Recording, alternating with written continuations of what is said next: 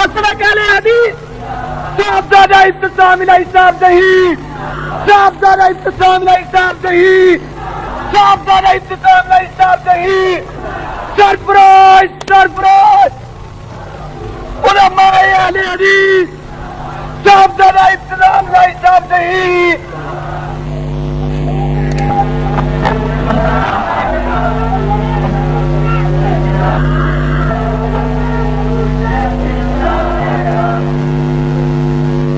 نحمده ونصلي على رسوله الكريم لقد كان لكم في رسول الله أسوة حسنة۔ حضرات، بیشتر اس کے کہ میں اپنی گفتگو کا آغاز کروں،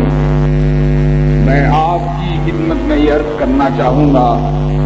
کہ آج سے صرف 2 رات پیشتر میرا یہاں پر حاضری کا کوئی پروگرام نہیں تھا، کیونکہ میں نے اس چیز کا ارادہ کیا تھا کہ تعلیم کے مکمل ہو جانے تک کسی ایسے پروگرام میں جو کہ بالخصوص تقاریر سے متعلقہ ہو اس میں شرکت کے لیے نہیں جاؤں گا، مگر کائنات کے امام کی محبت اور احباب کے اصرار نے اس بات پر مجبور کر دیا کہ آپ کی خدمت میں حاضری دے کر اپنے خیالات کا اظہار کروں۔ بزرگان و برادران، جیسا کہ آپ جانتے ہیں کہ جس کسی کے ساتھ نسبت اور تعلق ہوتا ہے وہ باغ سے باغ اسی کا تذکرہ کرتا ہے، کبھی اپنی گفتگو کے آغاز پر اور کبھی اپنی گفتگو کے اختتام پر اور کبھی اپنی گفتگو کے درمیان میں۔ تو حضرات گرامی قدر، ہم داعیان قرآن و سنت کو اگر نسبت اور تعلق ہے تو مدینہ کے اس امام سے ہے کہ جس کو حوادث بس، گردش دورہ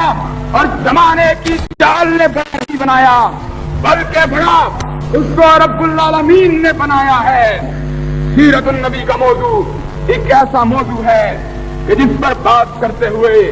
مجھ ایسا شخص ہچکچاتا ہے کہ کہاں آقا کی سیرت اور کہاں میں ذرہ ناچیز۔ لیکن اگر ہم یہاں پر کوشش کریں اس مختصر سے وقت میں آقا کی سیرت کے تمام پہلوؤں کو بیان کرنے کی، تو یہ تو ایک ناممکن سی بات ہے۔ آقا کی سیرت کے تمام پہلو تو ایک طرف رہے، آپ کی سیرت کا کوئی ایک پہلو بھی اس موقع پوری شرح و بس سے بیان نہیں ہو سکتا۔ آقا کی سیرت وہ ہے کہ اس موقع پر میں کوشش کروں گا کہ آپ کی سیرت کے حوالے سے ان واقعات کا تذکرہ کیا جائے کہ جن سے اندازہ ہو سکے کہ آج کل کے دور کے نام نہاد انقلابی رہنما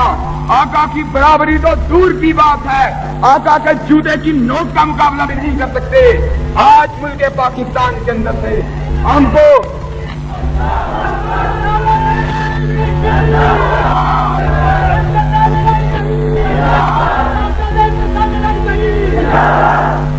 آج ملک پاکستان میں ہم جس طرف دیکھتے ہیں، جس طرف اپنی سماعتوں کو مترک کرتے ہیں، جس طرف اپنے کانوں کو متوجہ کرتے ہیں، جس طرف نظریں کرتے ہیں، ہم کو بلایا جاتا ہے کہ آ جاؤ ہم تمہارے دکھوں کا مداوع کریں گے، آ جاؤ ہم تمہاری مشکلات کو سمیٹ لیں گے، آ جاؤ ہم تمہارے دل درد دور کر دیں گے۔ مگر قوم نے ان لوگوں کو آزما لیا ہے، یہ وہ لوگ ہیں کہ جب بیٹیوں کی آبرو کا تحفظ کا اعلان کرنے والے ہیں، مگر ملت نے محمد کی بیٹیوں کی آبروؤں کو انہی لٹیروں کے ہاتھوں سے لٹتے ہوئے دیکھا ہے۔ یہ وہ لوگ ہیں جو اس چیز کا دعویٰ کرتے ہیں کہ ہم اس ملک سے غربت کا خاتمہ کریں گے، مگر غریبوں کا لہو چوسنے والے غربت کا خاتمہ نہیں کر سکتے۔ مصائب کو دور کرنے کی بات کرنے والے وہ ان کو مصائب کی دلدل میں دھکیل رہے ہیں۔ ان کے علاوہ کچھ وہ لوگ بھی ہیں جو نظام اسلام کا نعرہ لگانے والے ہیں، نظام مصطفیٰ کا پرچار کرنے والے ہیں، مگر جب بات آتی ہے نظام اسلام کی عملی حوالوں سے تو ان کو سانس سوم جاتا ہے۔ میں یہاں پر اس بات کا اعلان کرنا چاہوں گا کہ کوئی شخص جس کے ذاتی کاروبار کی بنیاد قرضے کے اس نظام پر ہو کہ جس نظام میں ملوث ہر شخص کے بارے میں رب العالمین کا اپنے کلام مجید میں یہ ارشاد ہے، فَأْذَنُوا بِحَرْبٍ مِّنَ اللَّهِ وَرَسُولِهِ، کہ کہ یہ وہ شخص ہے کہ اللہ اور اس کے رسول کے خلاف پھیلانے جنگ کرتا ہے، ایسا کوئی شخص اس ملک میں اسلام کو نافذ نہیں کر سکتا۔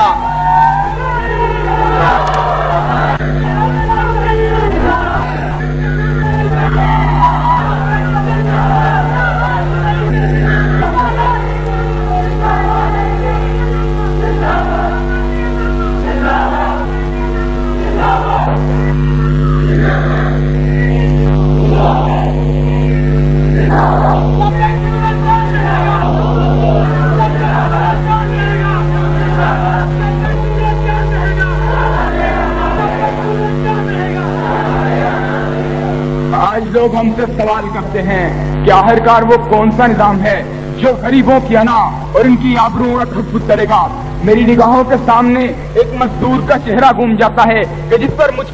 کے ساتھ مجھے کچھ فاصلہ طے کرنے کا اتفاق ہوا۔ وہ مزدور کے پک اپ کا ایک ڈرائیور تھا۔ اس کے الفاظ میری سماعتوں کے پردوں کو چیرتے ہوئے میرے جذبات کی دنیا میں ہلچل مچا گئے تھے۔ اس نے کہا تھا کہ کیا غریب اس دنیا میں رسوا ہونے کے لیے آیا ہے، تو میں اس کو کوئی جواب نہ دے سکا تھا۔ میں اس کو کیا کہتا کہ اسلام وہ نظام ہے جس نے غریبوں کی آبروؤں کا تحفظ کیا ہے، تو جانتے ہو اس کا جواب کیا ہوتا؟ ہم نے تمہارے اسلام کو بھی دیکھ لیا ہے۔ ظالموں،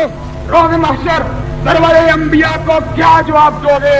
جب سرور انبیاء کا ہاتھ ہوگا، تمہارا گریبان ہوگا، سرور انبیاء تم سے پوچھ رہا ہوگا کہ میرے نظام کا نام لے کر لوگوں کے حسین خوابوں کو چکنا چور کرتے رہے، حالانکہ میں وہ نظام لے کے آیا تھا جس نے غریبوں کی انا اور ان کی آبرو کا تحفظ کیا تھا۔ آج بھی اگر کوئی چادر اور چار دیواری کا تحفظ چاہتا ہے تو آئے اس نظام کے شجرے سایہ دار کے تلے کہ جس نظام کے دائی نے انسانیت پر سگا بخشا تھا۔ آج حبیب رب العالمین کی سیرت ہمارے لیے ہر لحاظ سے نمونہ ہے، چاہے وہ معاملہ عدل و انصاف کا ہو، چاہے وہ معاملہ جرأت اور بہادری کا ہو، چاہے وہ معاملہ ہمت و دلیری کا ہو۔ تعلق ہے جہاں تک عدل و انصاف کا، تو ہمارے سامنے سیرت ہے اس داعی عدل و انصاف کی کہ جس نے کہا تھا اگر محمد کی بیٹی فاطمہ بھی چوری کرتی ہے تو میں اس کے ہاتھ کاٹ دوں گا۔ اس نے ایک موقع پر ارشاد کرتے ہوئے کہا، لوگوں تم اپنے مقدمات کا فیصلہ میرے سامنے لے کر آتے ہو سکتا ہے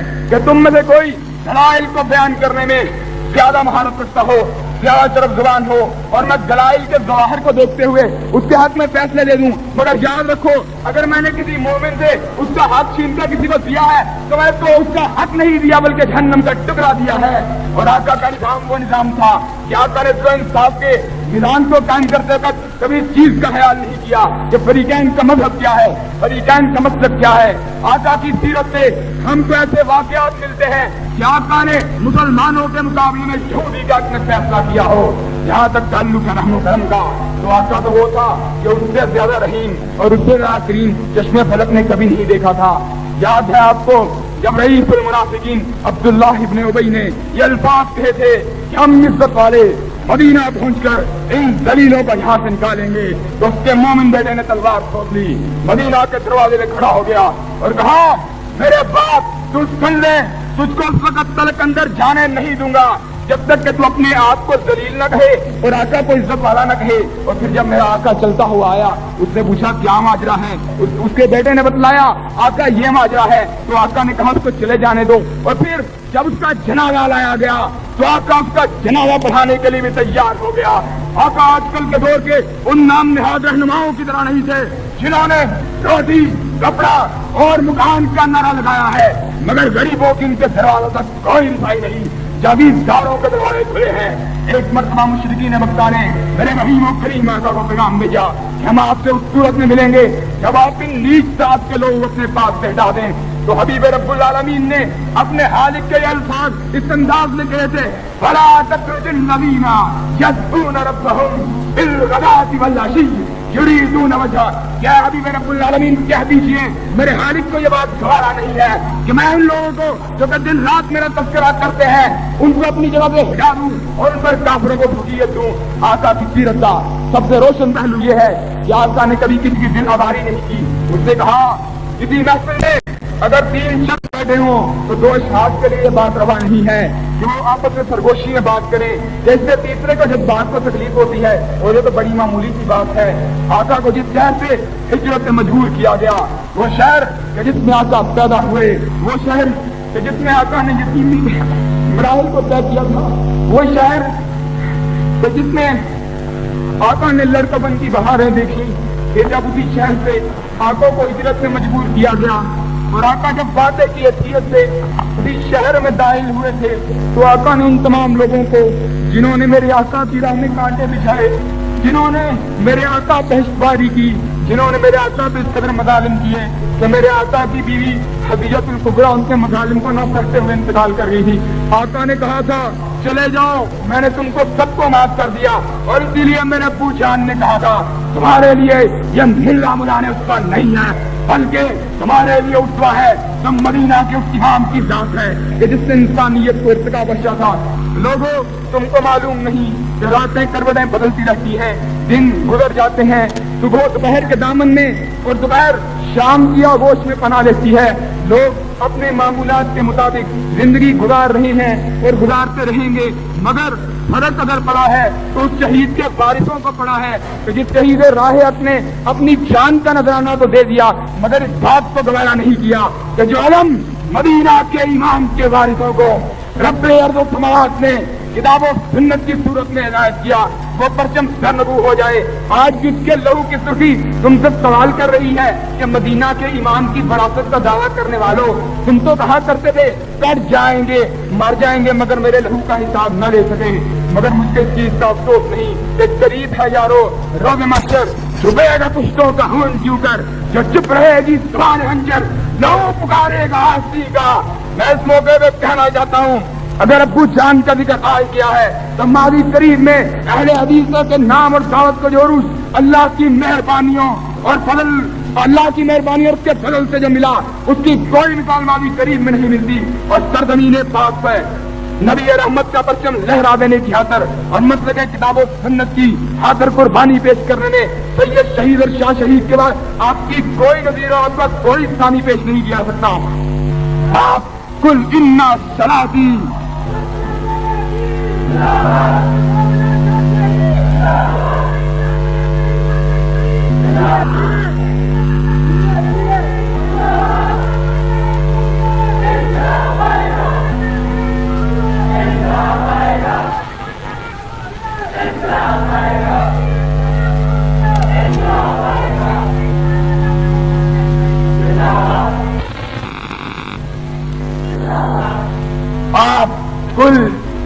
آپ کل انا صلاتی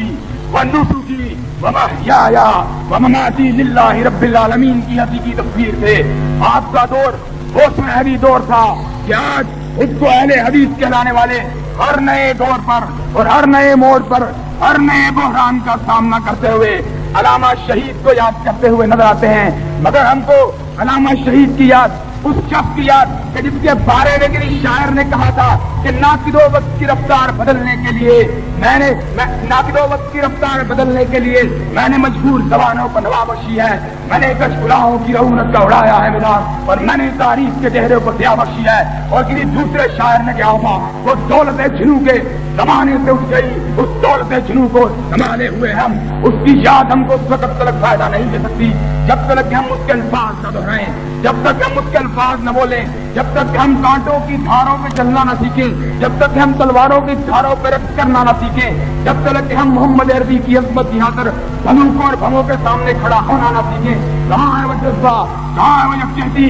کہاں ہے وہ اتحاد، کہاں ہے وہ سیاسی روب اور جذبہ، مجھ کو ڈھونڈے نہیں ملتا، مگر میں مایوس نہیں، تم اپنے سینوں میں جذبہ تازہ رکھو، انشاءاللہ وقت آئے گا کہ جب یہ بجھتی ہوئی چنگاری ایک مرتبہ پھر بھڑک اٹھے گی اور کتاب و سنت کے مقابلے میں ہر ازم اور ہر فقہ کو جلا کر خاکستر کر دے گی۔ میں اپنے ساتھیوں سے پوچھنا چاہتا ہوں اپنے سینوں میں وہ ولولہ تازہ زندہ رکھو گے، اپنے سینوں میں وہ ولولہ تازہ زندہ رکھو گے، اپنے سینوں میں وہ ولولہ تازہ زندہ رکھو گے۔